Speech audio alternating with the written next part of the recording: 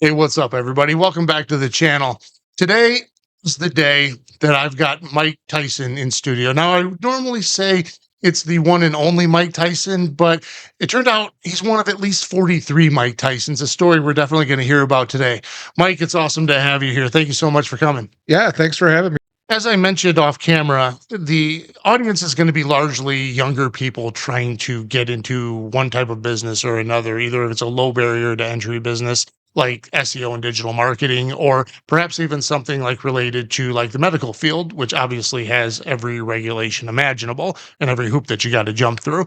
And so, as you had some interesting jobs in college, but before we get into that, what got you into nursing?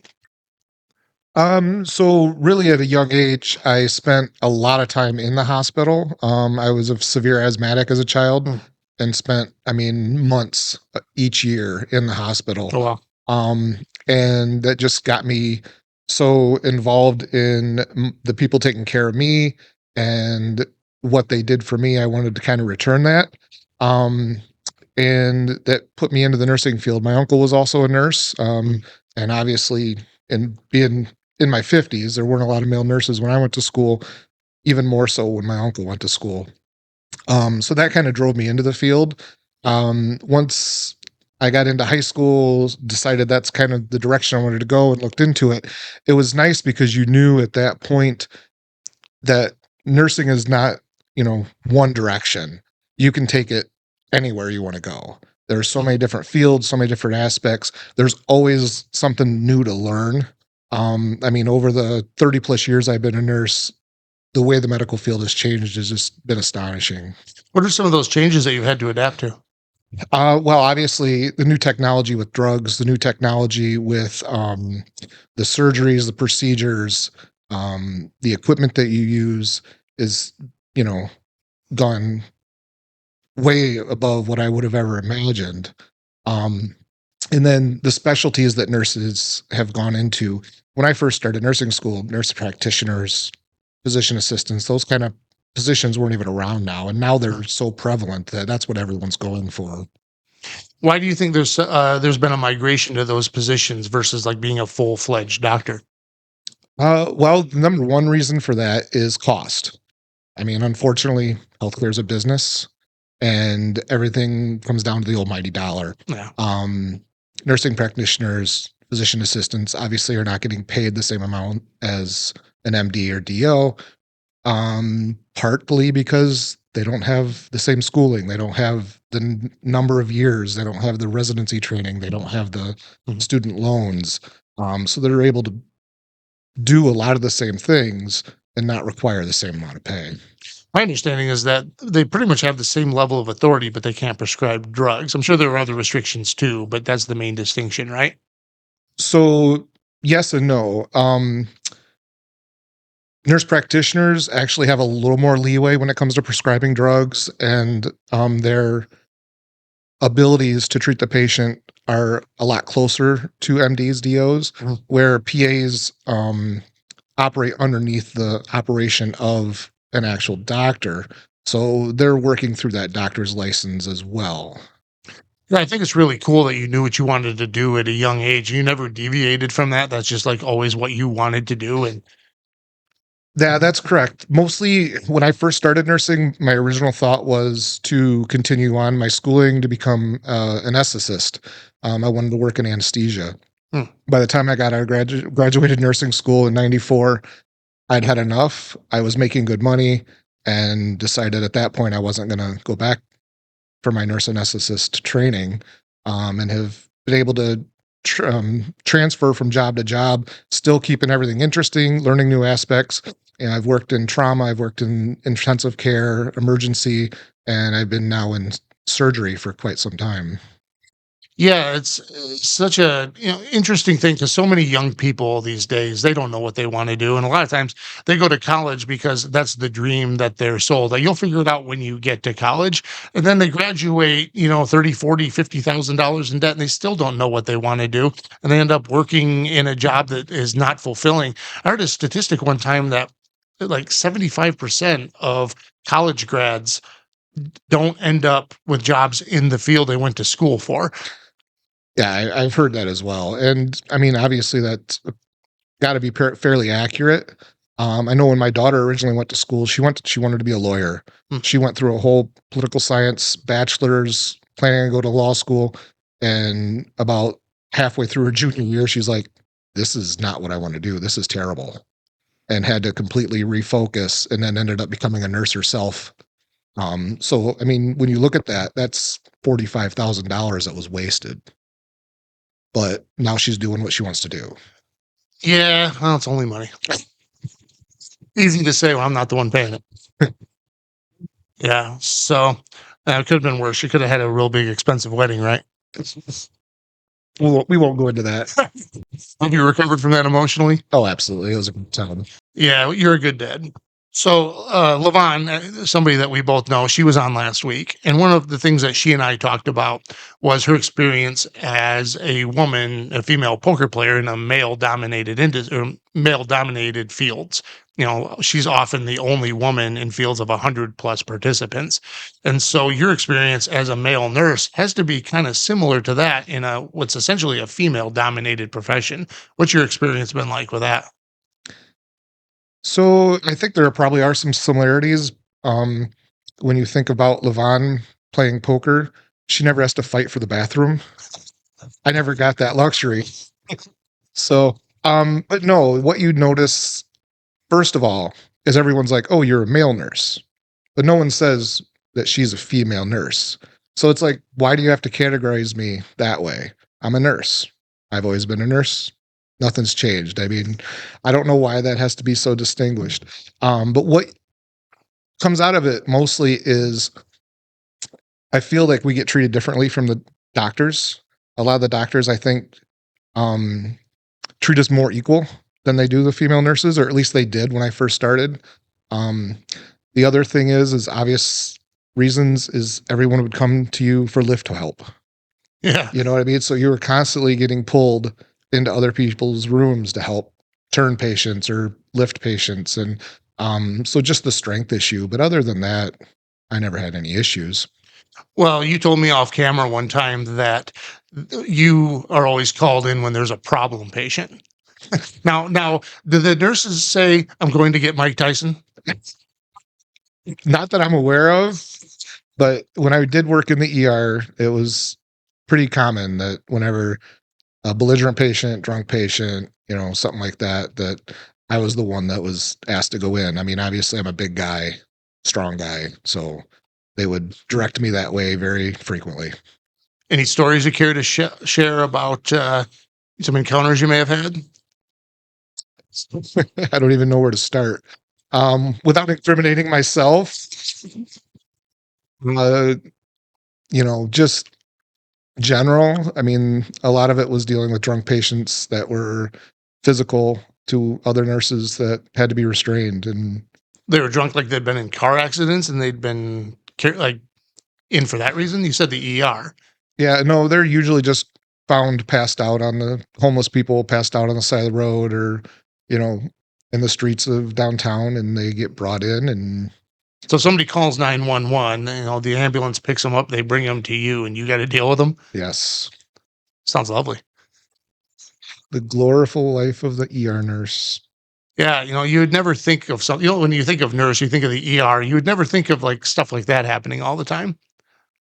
Oh, I mean, in the ER, I would say less than 2% of Oh, the okay. patients that come in are truly emergencies.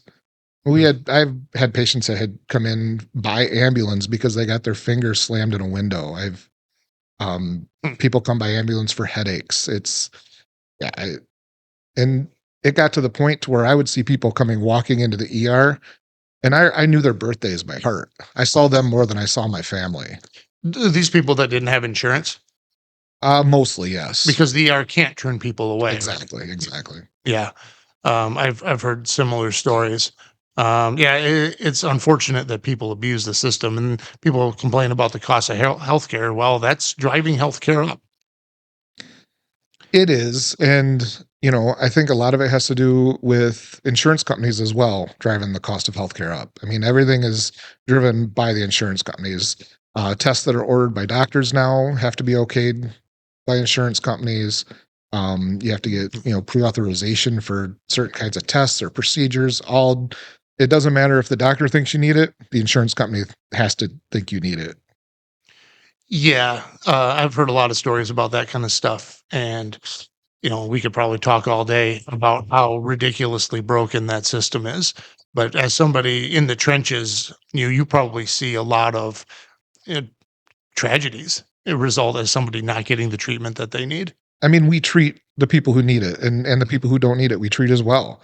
So I don't think there's neglect there or any terrible stories from people not getting the treatment they needed. It was more about maybe some delays in treatment because of treating people who didn't need to be there. Well, you had some interesting jobs when you were in college. Um, uh, Famously, you were a manager, you were a bouncer at a bar, and transitioned into being the manager of a strip club, all while being a college student. That's correct. Tell us about that. Well, I mean, when I first started going to college, obviously I was looking for work. The first thing I ended up getting a job as a technician in the X-ray department at the hospital where I was doing schooling.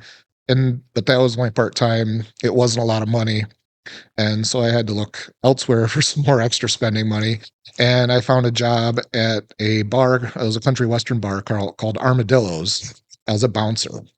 And I would work there, Thursday, Friday, Saturday nights, and I'd be up till 2, 3 in the morning working there. And that went on for a while. And then one of the other bouncers that I worked with had approached me one night after work and said, "Hey, I got an, opportunity. I don't know if you'd be interested in it, but there's a club down the street and they're looking for a manager and I can't take the position. It's at a gentleman's club, but my girlfriend works there. So I'm not allowed. And I'd like to give you a recommendation. Are you interested?" I'm like, why not? Right? Like, I don't know anything about this industry, but it was good money. So I was a college kid. Sure, let's do it. So I went down and talked to the owners and everything kind of worked out and they hired me. And so I ended up working as a manager at this gentleman's club. And I did that for about the last 2.5 years of college. Wow. Um, and yeah, I made a lot more money doing that than I did my first few years of nursing. Do the dancers have to tip you out as the manager? So I am the only one that the dancers did not tip. Oh, okay. Um, they they basically paid bartenders, DJs, security. They took care of all that. The manager was the only person paid by the club. I see. So yeah, it's definitely an interesting industry that I learned a lot about. But it's amazing if the dancers wanted to take a break, they had to come to me and they had to pay me so that they could go take a break. Really? Well, most dancers are 1099 contractors, at least at a lot of clubs. I think that's the way it is in Vegas.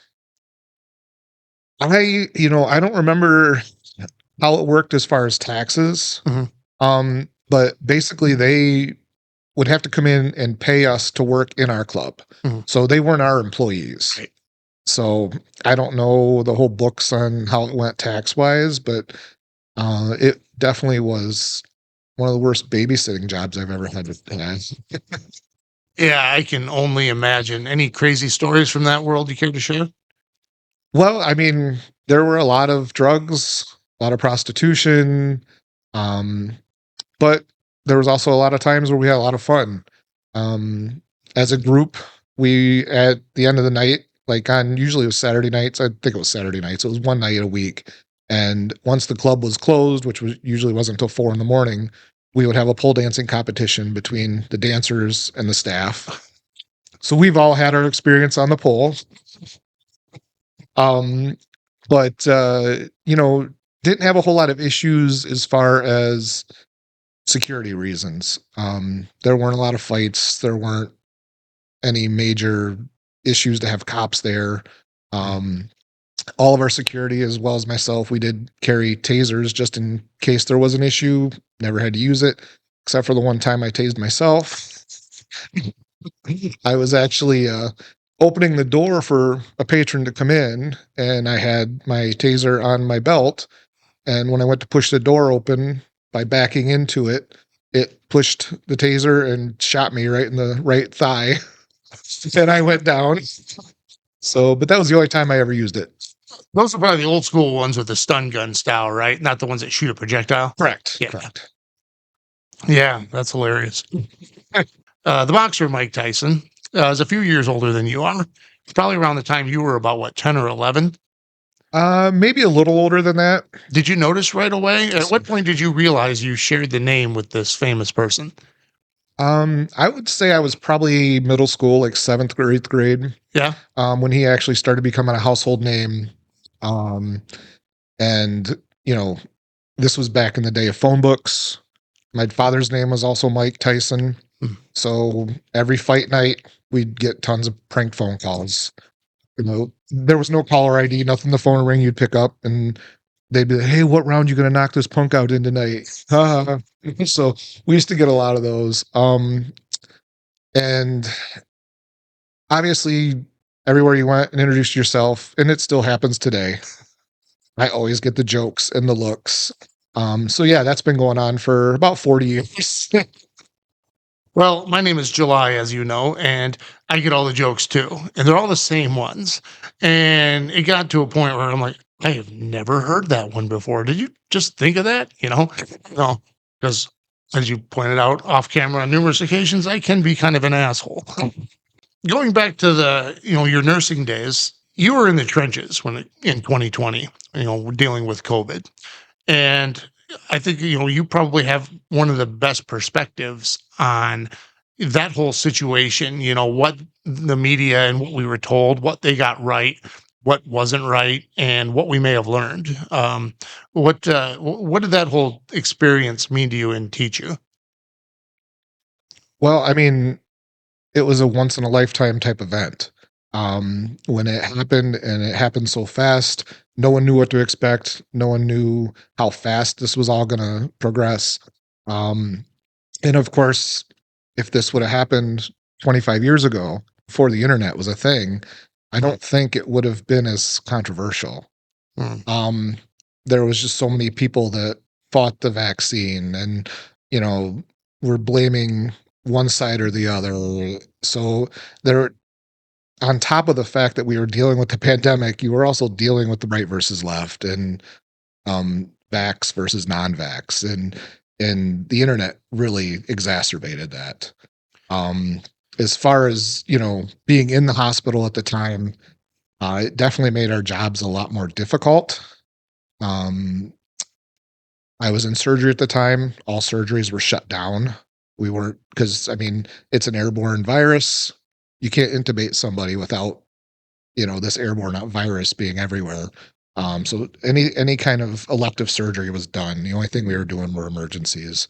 So I got shipped back to the emergency department to help, kind of help them with the influx of patients that were coming in, and the amount of extra PPE you had to wear 24/7 while you were there just makes your job so much more difficult. Yeah, I can only imagine. And, that's a really great point about the internet. And, I never thought of that. I never thought about how, yeah, I've always said that the internet, as great as it's been, has absolutely put a magnifying glass on human stupidity. And pandemic was a once in a lifetime event. And I think that kind of gets lost in translation, and everything gets politicized anymore. Like Mhm. everything is an opportunity, no matter what it is, everything's an opportunity to victimize the other side. Anybody that doesn't agree with you is apparently wrong and evil. And so, and that was it on steroids because it was the only story. Everything else was shut down. Sports were shut down. And so it was all we had to focus on. And everybody was stuck locked in their homes playing online poker. And if you could get it, and that gets old really fast too, believe it or not. But at least it was something we had. Right. And I did a lot of that because I was secluded from my family too. So I mean, working in the ER, I was taking care of positive COVID patients daily. Multiple patients every day, and instead of bringing that home to my family, I You were on a reality show. I was. And that was called Same Name, aired back in 2011. That's correct. Yeah, that aired on CBS. Yes. Uh, Now, you said that you told me off camera that they interviewed 42 other Mike Tysons. And so, um, w- walk me through how that all played out and what made you stand out. Well, I mean, when they contacted me, the guy introduced himself. I am Justin. I'm with 51 Minds. We're working with CBS. We're doing this reality TV show. At first, obviously, I thought this was a joke, and another one of my friends was playing a prank on me. And after some research, I realized I didn't have any friends smart enough that could research a joke that far. Challenge accepted, Mike. So I decided that, yeah, okay. And I needed to present it to my family, see what their thoughts were. Of course, my two children at the time were 7 and 11. That's They wanted to do it so bad. So um, when we all together as a family got on, we did like a Zoom call at the time, and they're like, "Okay, we did contact 42 Mike Tysons throughout the country, and criminal records, families, lifestyles. We've narrowed it down to a possible 7, and you're one of the 7. If you're interested, we will send you a camera. It'll come to your door tomorrow from FedEx. Keep it for a week and a half. Have fun with it. Do whatever you want to do. Send it back, and we'll kind of go from there." And the next morning, there was a little video camera on our front step, and so we had some fun ideas with it. Took it to work, show them what I do. At the time, I was in the ER. Um, my hobbies as far as hockey, poker. Um, we had a fun time once with my wife where we had it set up, and I was asking her, I was like, what do you think about doing this TV show? If I were to ask you, a week ago what you had in common with the boxer Mike Tyson, what would you say? And then she turned to face the camera, and we had the tattoo penciled on her face, and she's like, "Well, nothing at all."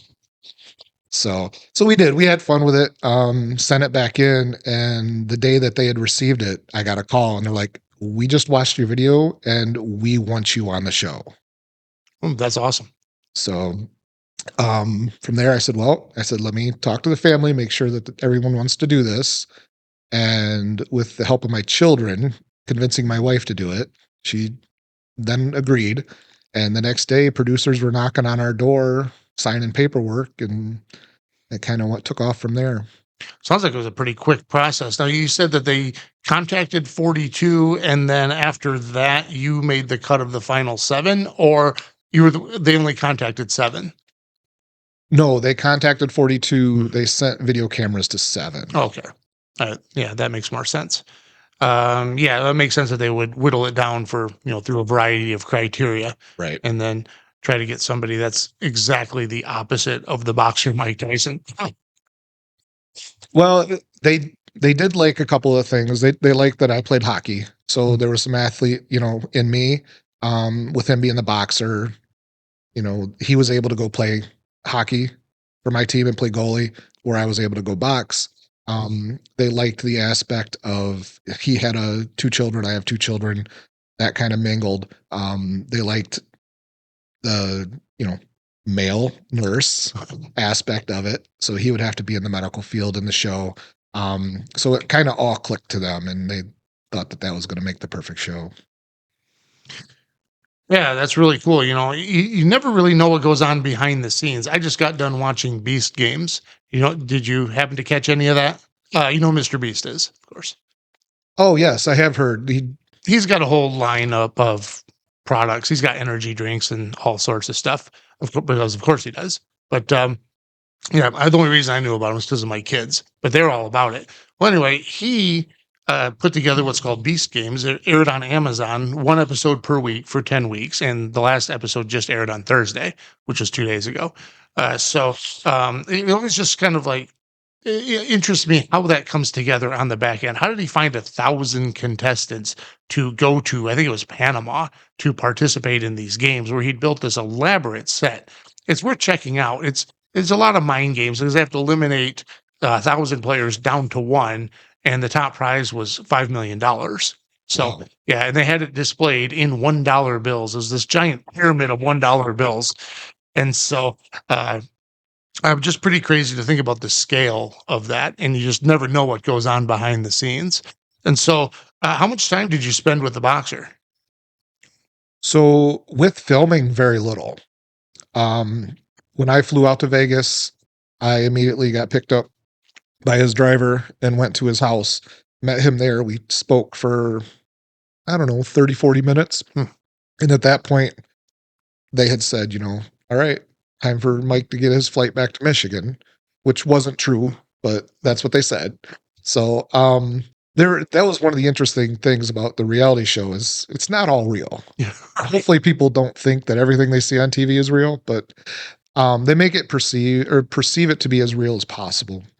There were a couple stipulations with the show, like because kids were involved, um, you weren't allowed to actually stay overnight in the house. Mhm. So they made it look like you were going to sleep in their house, but as soon as the lights shut off, they made you pack up your suitcase and took you to a hotel. Yeah. So it's for safety reasons. When we did the show, um, and I was there with Kiki, Mike's wife, Mike wanted to be around. So he and Kiki didn't want to be split up. So I was Mhm. there for 4 days, and Mike was there, but just offset. Mhm.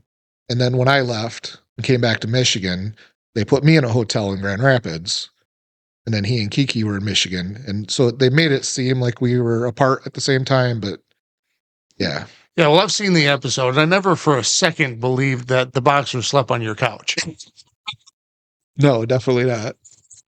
Yeah. So, in the episode, your wife has trepidations about having this potentially violent man. Certainly has a violent past, and so, how much of that was real? Oh, it was very real. Um, she had reservations about doing the show right from the beginning. Um, like you said, with his past, not actually knowing who this person is coming in, being with your family and everything. You're worried about your kids, you're worried about all that. And like I said before, my two daughters kind of pushed the issue. They're like, we want to do this, we have to do this, we have to do this. And then throughout the show, those reservations went away. She's happy she's done it now. Um, as am I. I don't know that I would do it again. It is actually a lot of work. I came away with a lot of good stuff from it, but it's quite a hassle. Did you get paid for it? I mean, monetarily, very little. Um, More of what I got out of that was the gift from Mike when he remodeled the waiting room at the Metro Clinic. So that was real. So yeah, that was definitely real. And then at the end of the show, CBS's gift to me was they had Chris Chelios and Justin Ablocator from the Red Wings show up and then invited me up to Traverse City to skate in training camp. Oh So wow. I got to go up and play with the Red Wings in Traverse City for 2 days. And when I got up there, they had a whole locker set up with all brand new gear, which was really cool. So do you have a Red Wings jersey that says Tyson on it? Yes. Oh, that's awesome. Yep. Yeah, that's a cool experience. Yeah. So you say you wouldn't do it again. What was the worst part about the experience, other than the amount of work involved? You say it was a lot of work. I imagine a lot of planning and headaches and that sort of thing. Well, in my experience might be different from others, but like you had said before, this happened very, very quickly.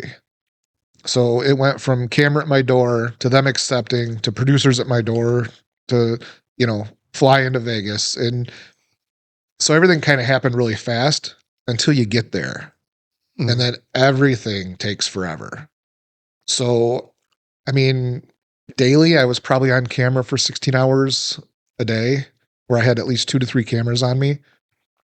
But probably 60 to 70% of the time, I was just sitting waiting Mm. while they moved the cameras ahead of me or we waited for somebody to show up. Um, there was just a lot of sitting around. It made the days drag. Oh, okay. Probably sitting there thinking about all the time you could have been spending at the poker table. I was in Vegas. Like, Yeah. there's so many places I'd rather be. Yeah, no, it's a cool story though, and it's cool you got to experience that and meet the boxer Mike Tyson. And you went down to his fight with Jake Paul last fall. Did you get a chance to see him again? I did not get a chance to see him when I was down there. Obviously, he was quite busy and Sure. had a lot going on. While I was down there, I talked to his manager a couple times on the phone, just to say relay a message back and forth to Mike, but I never got a chance to see him or talk to him while he was there. So you stay in touch with him then? I do, yeah. Whenever well, and before, whenever I'd go to Vegas, I would call him, see if he was in town. If he was in town, we'd get together, go to dinner or something. Oh, But that's cool. now they just bought a house in Florida. Hmm. I don't go to Florida ever, so Mhm. I'm not sure that that'll come to fruition again. But yeah, they still have the house in Vegas. He's back and forth every once in a while for boxing issues, but I keep in touch with him, call him on his birthday, tell him happy birthday. Did you tell him you were doing this? I have not. No. Because you're like, what the hell is the Moxie Man podcast? Something that doesn't actually exist yet, but it will by the time people see this. So in late 2023, you quit drinking and you told all of your friends that, and you have absolutely held to it. I think the original plan was you were going to quit for a few months and then have a drink at your daughter's wedding. And then by the time the wedding came around, where was your head at that point? At that point, I had gone 8 months, hadn't had any alcohol.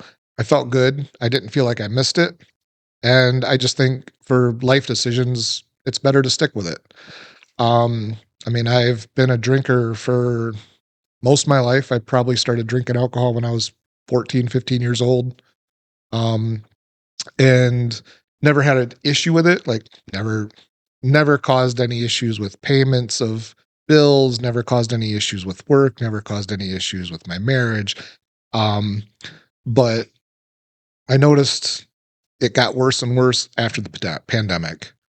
I was drinking more, and there were a couple nights where I drank to where I blacked out, and that's not what I want. And so I had a night like that on Halloween in 2023, and I decided at that time I wasn't going to drink anymore. Um, like you had mentioned, my plan was at least until my daughter's wedding, and then maybe have a toast there. Still did not, and haven't drank to this day. Yeah, well, it's awesome that you've been able to just, turn the page on that. So many people have trouble just kind of like finally making that decision. It's amazing the difference. I sleep better. I feel better when I wake up in the morning. I There's just so much positive out of it that I don't miss it, and I don't feel like I'm ever going to want to drink again. And I've had some other issues where my best friend died from drinking, killed Oh, himself basically with cirrhosis mm. back in 2020. I've had some other friends that I've seen kind of go down the wrong path with alcohol. And, thinking of those two things too, it makes it easy not to go back. Yeah, well, it's interesting you mentioned the pandemic because alcohol sales went up by 30% during 2020. And it just kind of goes to show that our jobs are pretty much the only thing keeping us from just going down the booze rabbit hole. And that's probably a very true statement. Yes. We have evidence of it. So, yeah, I can tell you one thing. Like, I've never woken up in the morning after a night of not drinking and said, God damn, I wish I'd gotten fucked up last night. That is true. Well, and 10 years ago, I would have said, oh, I couldn't have had as much fun if I wasn't drinking. That's not true either. You know, I went out last night, had a great time without drinking it. And I've learned that I don't need that to have a good time. I don't need that to be who I am. So, How have the zero beers helped with that? um, it helps just for social situations. It just makes you feel like you're fitting in there. And I drank beer because I enjoyed it. I didn't really drink a lot of liquor just because I didn't enjoy it. I didn't drink wine because I didn't enjoy it. So I enjoyed the taste of beer. So I'm able to still get a little bit of the taste of beer with the zero beers in, if I'm playing poker or if I'm out having dinner and the social situations, and, it doesn't affect me. Yeah, well, Angie had to quit drinking about, was it about 12 years ago or so? She has an alcohol intolerance. Oh yeah. And so like one glass of wine and she would have flu-like symptoms for like 3 days. And it was just something you can't really diagnose something like that, but it was just kind of like if it looks like a duck and quacks like a duck kind of diagnosis, through a process of elimination, kind of figured out that just a glass of wine would put her into this condition. She'd be Oh completely wow. non-functional. And I mean, really, the initial stopping drinking wasn't tough. You just have to make the mental decision. I stopped drinking every year in May for a month. Mhm. I would always go into the World Series of Poker with a clear mind. I would not drink for a month prior to going out to Vegas. And I mean, so just that break alone was enough to know that I could do it. Yeah, yeah. A lot of people do the dry January thing.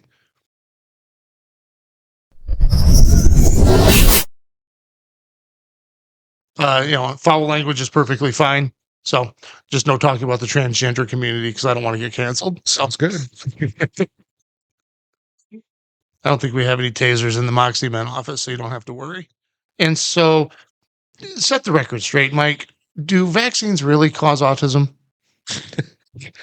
Obviously, I cannot say 100% in either direction, but no, I don't believe it was autism. Okay. You and I are in agreement on that one. Lived in our basement and had no contact with them for probably 2 months. Sounds like a vacation. The first couple nights were okay, but yeah, no, it was not good. I'm just kidding, Ange. I'll pay for that one. And so, the running joke in our family is she's got to stay sober all the time, married to me. And so, I mean, that's like, You would think that would be the opposite. I'd have to be drunk to be married to you. So well, if I ever wind up divorced and we wind up married, I'll make sure there's plenty of booze on hand. Hardly. Your beard's hiding it. Shave that shit. Yeah, it looks better on camera. I used to give Pete shit all the time. This is too. Pete? Yeah, I used to give him shit. He's that big unkept beard he was wearing for about 5 years. Like, he didn't even style it or oil it or anything. I'm not sure who that is. Pete Brand? He plays the league? Yeah. He's got long hair. He's about 55. I can't picture him. I know that there's a Pete that plays here, but I can't picture who it is. Yeah, average build, long hair. He had this big unkept beard for a long time. Oh. Yeah, it may not look the greatest. I don't know. So what other interviews have you done? You said you did Levon. A guy named Parker, who you don't know, he's only 22. He's just a colleague. Okay. He runs a video. In fact, he helped me set all this up. Pete Brand, he was the first one I shot. And then another person named Rebecca Dutcher, who you probably don't know either. She runs an agency like mine. Oh, okay. Hey, what's up? Thanks for checking out my content. If you like this kind of stuff, hey, please do me a favor. Like, subscribe, follow, hey, whatever platform you happen to be on. It really helps us out with the algorithms. Thanks. See you on the next video.